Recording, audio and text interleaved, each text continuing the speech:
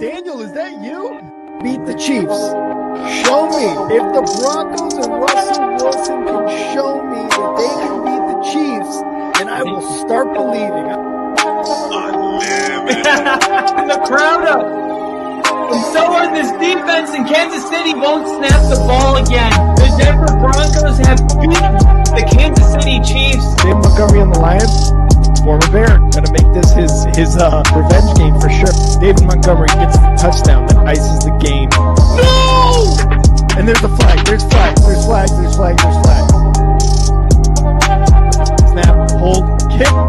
Denver wins! Denver wins! Let's go! They open. No! What happened? Oh shit. Ladies and gentlemen, Pete Carroll was just fired as the Seattle Seahawks head coach, and I am just absolutely shocked about this news. We're just getting this news right now out of Seattle.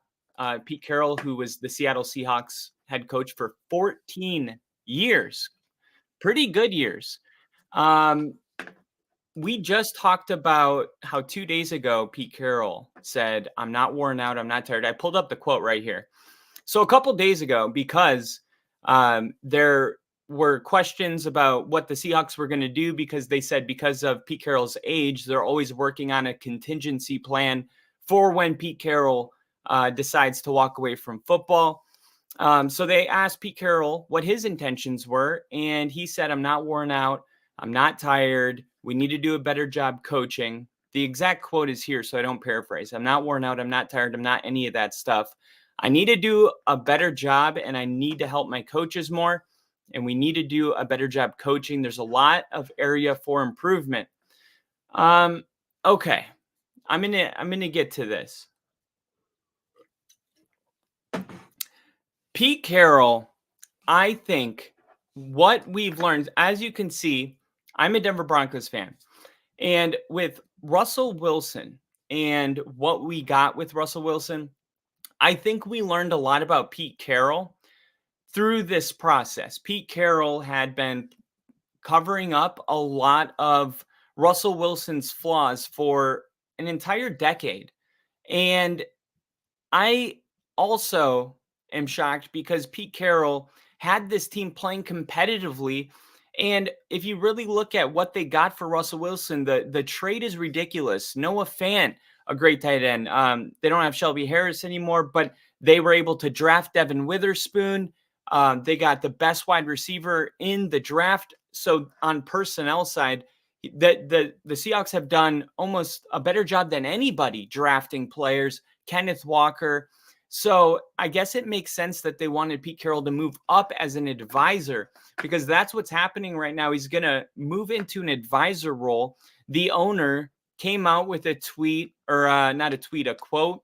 He said, and I'll pull it up right here, "After thoughtful meetings and careful consideration for the best interest of the franchise, this was a careful decision that Pete Carroll that his role will evolve from head coach to remain with the organization as an advisor." Owner Jody Allen said in a statement on Wednesday, "Pete is the winningest coach in Seahawks history. He brought the city its first Super Bowl title and created a tremendous impact over the past 14 years on the field and in the community."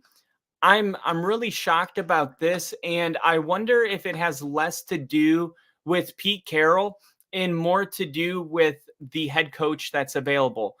For instance, if Pete Carroll has 2 more years coaching, but there's a coach on the market that Seattle really, really loves, they know that if they don't go after him now, he won't be available in a couple years when Pete Carroll does walk away.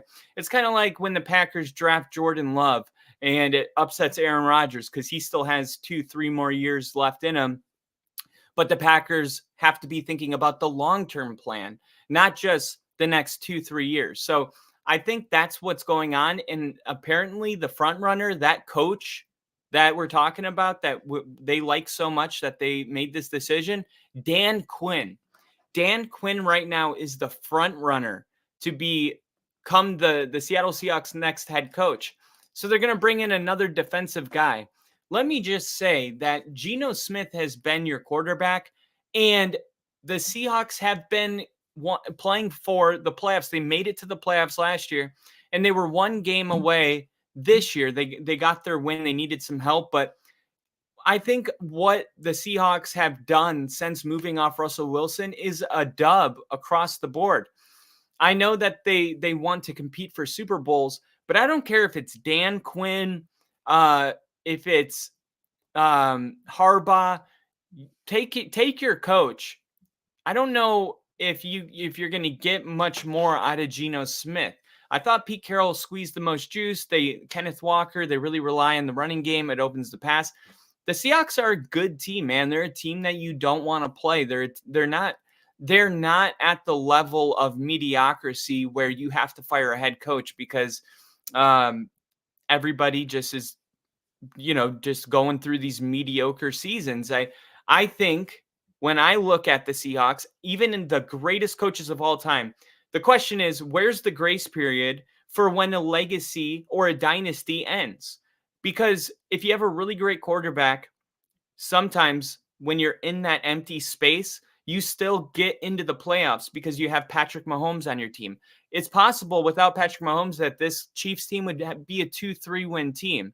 Okay. But then you look at teams that are kind of going through this dry spell, dry with talent, not a ton of money. And look at the Titans. They have Ryan Tannehill. So instead, Mike Vrabel still, man, they were playing competitive football, but he gets no grace, even though it was the GM that sent A.J. Brown to the Eagles. And look at Seattle. They lost their franchise quarterback and arguably got better the next 2 years.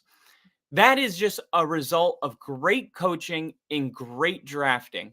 They're the best in the league at what they're doing. And I think whether they go after Dan Quinn or not, if they don't make an adjustment at quarterback, they're going to get similar results because Geno Smith has a ceiling around divisional round, in my opinion.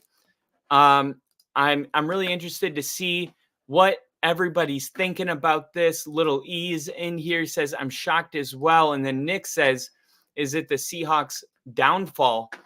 But this is a stunning decision today. Pete will always be a beloved member of the Seahawks family. His expertise and leadership and building a championship culture will continue to be an integral part of our organization. I mean, it's like, if you believe all those things, then why is he fired? They said it was an amicable decision, so they both came to terms. And I think the conversation might have just went a little bit like, hey, Pete, like, we know that you want to keep coaching for a couple more years, but there's a coach right now that's available that won't be available in a couple years. And we feel like we have to go after him because he could be our guy for the next 20 years and not the next 2 years. So you've been doing a great job drafting. You've been doing a great job on the personnel front. We want you to continue to be an advisor. We want to continue to be able to pick your brain on a daily basis because Pete Carroll, no doubt, Hall of Famer